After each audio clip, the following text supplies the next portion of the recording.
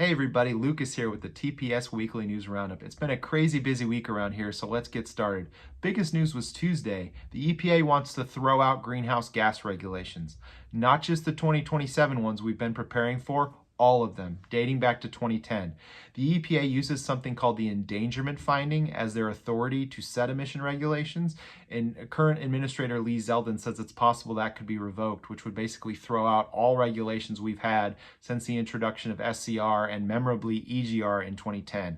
We're not sure if that's going to happen, but we are keeping our eye on it, and I will have a story next week, hopefully, about what if that rule was to be revoked and those regulations were to be thrown to the side, what will that do to new and used truck sales moving forward? So keep an eye on that next week.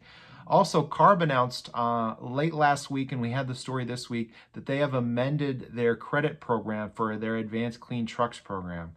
I know what you're thinking. I thought the CARB programs didn't work anymore. I thought they weren't valid.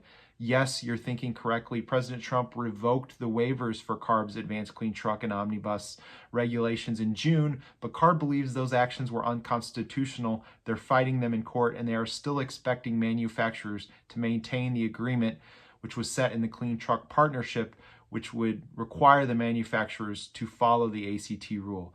That said, the decision to amend the rule and amend the credit program suggests that CARB recognizes that demand for new zero-emission vehicles just isn't there.